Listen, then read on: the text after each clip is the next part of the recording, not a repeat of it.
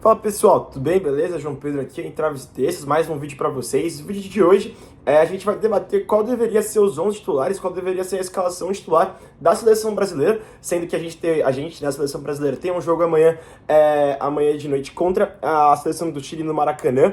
E é o primeiro jogo do Carlo Ancelotti depois da parada, depois da estreia dele, né? Agora eu acho que o Carlo Ancelotti, depois já de mais 100 dias como treinador da seleção brasileira, acho que o primeiro jogo onde ele realmente vai implementar mais ainda das táticas do estilo dele jogar. Ele já conseguiu fazer um pouco disso no segundo jogo contra o Paraguai, mas agora eu acho que é diferente. O treinamento foi na Granja Comari, ele teve mais tempo para observar os jogadores, mais tempo para entender o futebol brasileiro, mais tempo para entender o tipo de adversário que ele vai enfrentar agora, que é o Chile depois da Bolívia, né? E bom, vamos lá passar por que eu acho que os 11 nomes que eu falar aqui devem ser os titulares contra a equipe do Chile. Bom, antes de tudo, vamos passar que a gente já sabe, né, a escalação que o Carlo Ancelotti vai jogar amanhã contra a equipe do Chile. A gente provavelmente sabe, né, as informações que a gente tem de vários jornalistas de alto respeito, como o Caio Mota, por exemplo, como a Monique Daniel, já dão a informação que a seleção vai ser escalada num 4-2-4, num 4-4-2, mas eu acho que é um 4-2-4 com Alisson, Alisson no gol, Gabriel Magalhães e Marquinhos na zaga, na lateral direito Wesley, na lateral esquerda o Douglas Santos da equipe do Zenit, no meio campo seria Bruno Guimarães e Casemiro, e fazendo essa linha de 4 no ataque seria Gabriel Martinelli na esquerda, Rafinha ali jogando uma espécie de segundo atacante, João Pedro do Chelsea sendo camisa 9 e Estevão na direita, né? O Carlo Ancelotti disse que mesmo nesse 4-2-4 ele ainda ele não disse, né? Mas eu acho que dá pra esperar que na verdade esse 4-2-4 vai virar uma espécie de 4-3-3 mesmo, um 4-2-3-1, com o Rafinha ou o Estevão fazendo a função de 10, né? Que isso que ele disse, ele disse na entrevista coletiva de hoje, que algum deles vai jogar atrás do João Pedro, né? Então eu acho que vai ser o Rafinha, tá? Eu acho que ele vai deixar o Estevão na ponta direita e vai colocar o Rafinha ali como camisa 10. Mas bom, isso pode inverter também, e isso pode inverter também muito durante o jogo, né? Uma coisa que a gente deu pra ver no jogo contra o Paraguai, do Brasil e Paraguai, era uma movimentação do ataque muito grande. Em momentos o Rafinha era o 9, em momentos o Vinícius Júnior era o 9, em momentos o Gabriel Martinelli, que começou o jogo de ponta direita, jogou de camisa 9, foi um ataque muito móvel entre os três, tá? E eu acho que isso tem muita chance de acontecer agora também, no próximo jogo da seleção brasileira. E é uma escalação que, cara, eu particularmente, eu gosto, vocês vão ver que na minha... Tem mudanças, não são tantas mudanças assim, mas me preocupa algumas coisas. Me preocupa muito o fator de ser um 4-2-4, eu acho que é essencial que tenha mesmo esse camisa 10 atrás do centroavante, seja o Rafinha, seja o Estevão. Eu acho que se for um 4-2-4, ao estilo que o Dorival tava fazendo mesmo, com o Rafinha jogando bem espetado lá na frente, o Estevão bem de ponta, o Gabriel Martinelli bem na ponta, um 4-2-4 clássico, eu acho que teríamos problemas, assim, de conseguir controlar o jogo, porque um time só de atacante, o Brasil já se provou nos últimos tempos que não dá certo, né? E além disso também, eu acho que meu único problema é o Douglas Santos, né? Eu acho que o Douglas Santos não deveria ser titular da seleção brasileira. Eu acho que esse time do Carlo Ancelotti com a bola, ele vai com a bola ele vai se posicionar num 3-2-5. Uma linha de 3 zagueiros entre o Douglas Santos, o Marquinhos e o Gabriel Magalhães, depois o Bruno Guimarães e o Casemiro ali como os dois volantes, fazendo uma espécie de ala na esquerda seria o Gabriel Martinelli e na direita o Wesley, e na frente teria o Rafinha, o Estevão e o João Pedro, né? É isso que eu imagino que vai ser com a bola o Brasil. E eu acho que se você vai fazer esse esquema com a bola de 3 zagueiros, não tem porque o Douglas Santos ser titular. Eu acho que temos zagueiros que poderiam ser convocados e zagueiros que foram convocados, que têm a habilidade para fazer essa função do terceiro zagueiro e também de dar uma quebrada como lateral. Então, bom, eu acho que a escalação é boa, eu acho que provavelmente jogaremos com um dos atacantes dentro da função do meio campo e com esse ataque muito móvel, o que eu acho super positivo para a seleção brasileira, mas ainda eu teria algumas mudanças na minha escalação. E eu vou mostrar pra vocês agora quais seriam as minhas mudanças, tá?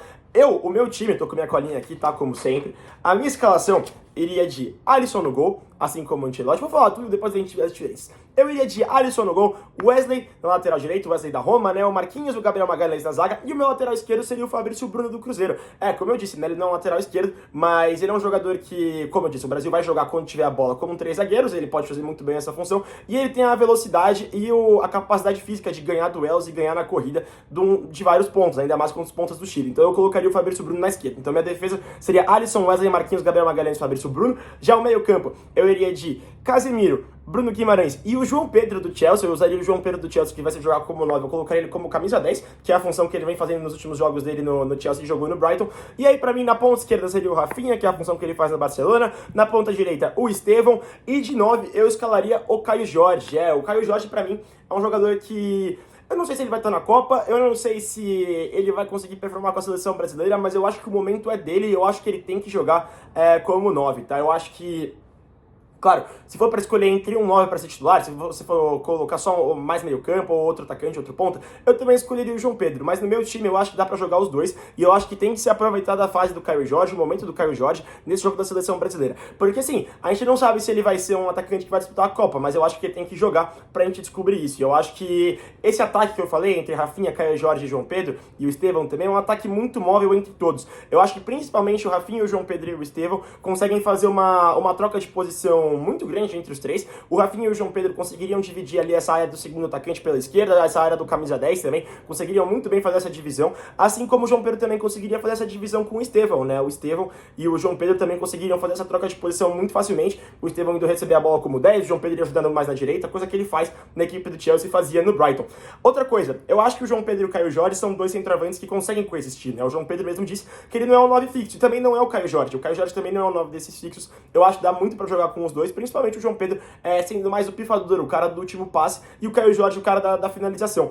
Por isso que eu acho que essa seria a minha escalação. Também jogaria, né, com a bola, né, não ficaria nesse 4-3-3, com a bola ficaria também no 3-2-5, que seria basicamente a mesma coisa, seria o Alisson no gol, né, o Fabrício, Bruno, Marquinhos, o Gabriel Magalhães na zaga, Casemiro e Bruno Guimarães fazendo a função do volante, o Wesley fazendo a função da ala direita, o Rafinha jogando mais pela esquerda, e o João Pedro e o Estevão ali mais na frente para ajudar depois o Caio Jorge como camisa 9. Então esse seria meu time, essa seria a minha escalação da seleção brasileira. Mais uma vez, eu não acho que a escalação é ruim, eu acho que tem tudo para dar certo, o time é bom, o time tá bem escalado, o ataque segue sendo móvel na minha versão e na versão do Carlo Ancelotti, e me preocupa só um pouco a questão do meio campo, mas também me preocupa um pouco na minha escalação, eu não posso ser hipócrita aqui, porque eu também escalei 4 atacantes, mesmo o João Pedro podendo jogar de camisa 10, assim como o Rafinha e o Estevão, né, que provavelmente vão fazer a função do camisa 10 no jogo do Ancelotti.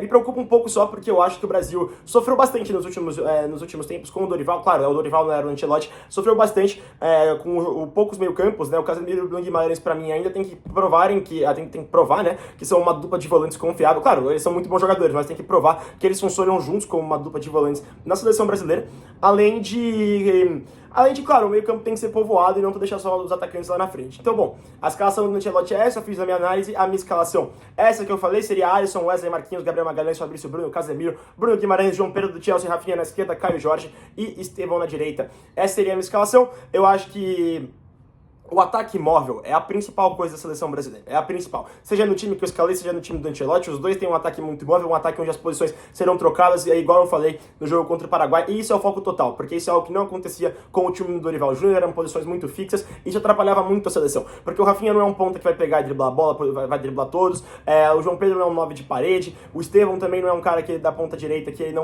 vai jogar só pela ala, isso é uma pena, né, tipo, colocar o Estevão só jogando pela ala direita é uma pena, ele tem que vir buscar a bola no meio, tem que participar do jogo.